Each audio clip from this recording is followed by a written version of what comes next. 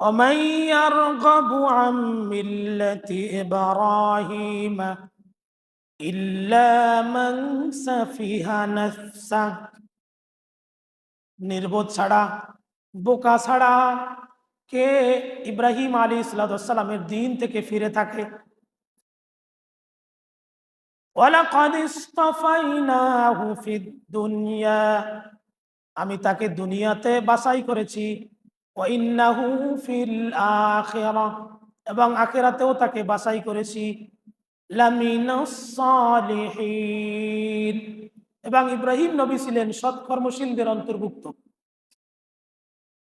হযরত আব্দুল্লাহ ইবনে সালাম রাদিয়াল্লাহু তাআলা আনহু, তার দুই ভাতিজা সালাম এবং মুহাজির সম্পর্কে এই আয়াতটি নাজিল হয়। তাদেরকে যখন ইসলাম গ্রহণের কথা বলা হয়েছিল যে তোমরা দ্বীনে হানিফে ইব্রাহিম আলাইহিসসালামের ধর্মে ফিরে আসো, তখন সালাম তিনি ইসলাম গ্রহণ করলেন, মুহাজির তিনি ইসলাম গ্রহণ করতে করলেন না। এজন্য আল্লাহ ধমক দিয়েছেন, নির্বুদ্ধ ওই ব্যক্তি যে ইসলাম থেকে ফিরে থাকে, ঈমান থেকে ফিরে থাকে, ওমাই ইয়ারগাবু আম মিল্লাতি ইব্রাহিমা ইল্লা মান সাফিয়া নাফসা, যে বোকা তো ওই ব্যক্তি, নির্বোধ। সাফিয়া শব্দের অর্থ নির্বোধ, বোকা। যে ইব্রাহিম আলাইহিসসালামের আনিত ধর্ম, আনিত ইসলাম, এই ইসলাম থেকে যে ব্যক্তি ফিরে থাকে তার চাইতে মূর্খ, তার চাইতে নির্বোধ আর কেউ নেই। এটা দিয়ে আমাদের শিক্ষা হলো, এই যুগেও যারা ইসলাম থেকে ফিরে থাকে, ইসলাম যাদের ভালো লাগে না, ঈমান ভালো লাগে না, ইসলামের আইন কানুন ভালো লাগে না, আল্লাহ তাআলা তাদেরকেও নির্বোধ বলেছেন, এরাও নির্বোধ।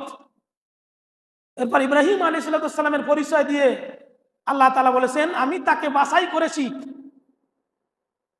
দুনিয়াতেও তাকে বাছাই করেছি, পরকালেও তাকে বাছাই করেছি, এবং ওয়া ইন্নাহু ফিল আখিরাতি লামিনাস সালিহিন, আখিরাতেও সৎকর্মশীলদের অন্তর্ভুক্ত থাকবেন ইব্রাহিম নবী।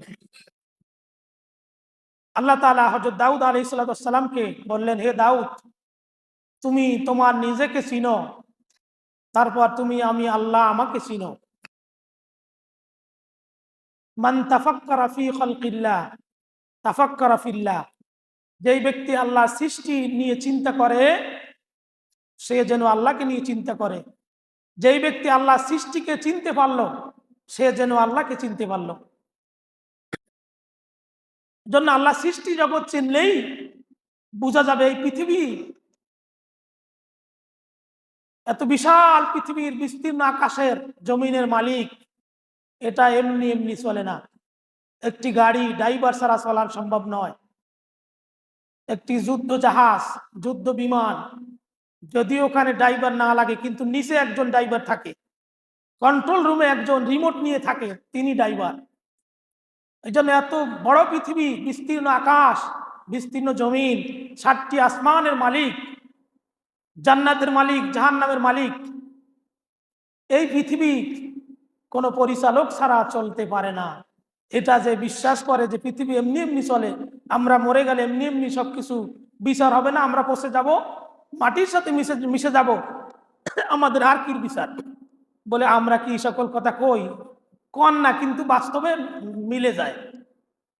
এই কথা যদি আমরা না বলতাম, তাহলে আল্লাহ সেজদা দিতে বলেছেন, আমাদের এত কষ্ট কিসের আল্লাহকে সেজদা দেওয়া?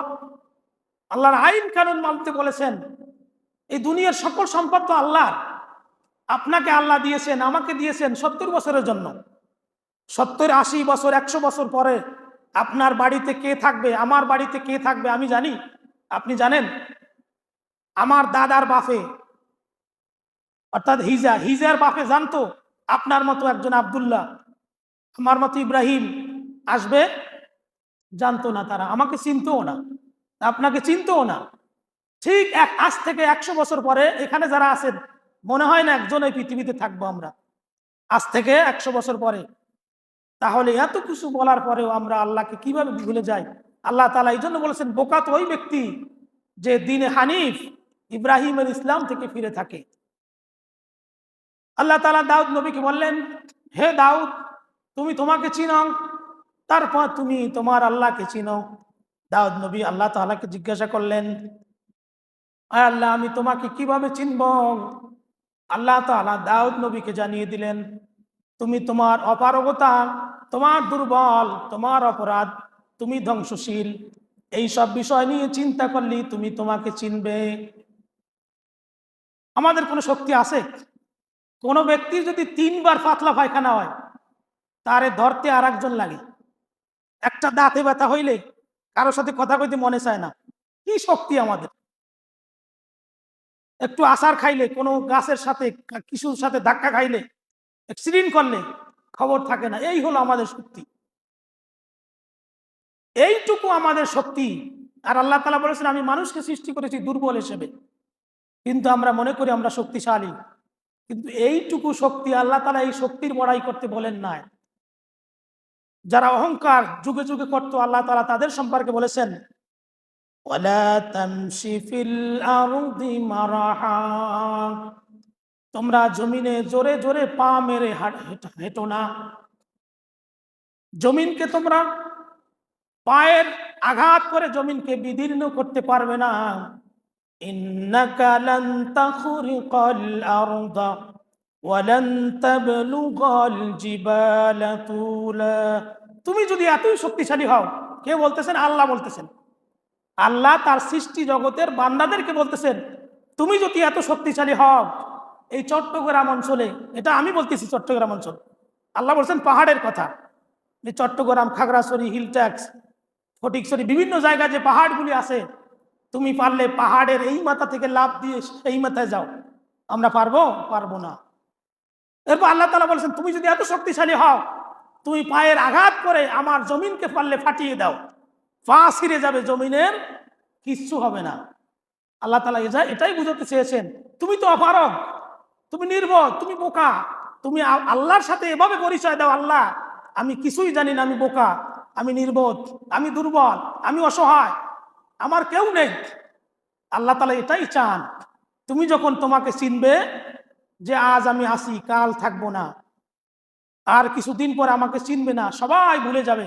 আমার বন্ধু বান্ধব, আমার স্ত্রী, আমার ছেলে মেয়ে, আমার নাতি, আমার জায়গা জমি অন্যরা ভোগ দখল করবে, আমার ঘরে অন্যরা থাকবে, আমার প্রতিষ্ঠান অন্যরা দখল করবে, আমি থাকবো না।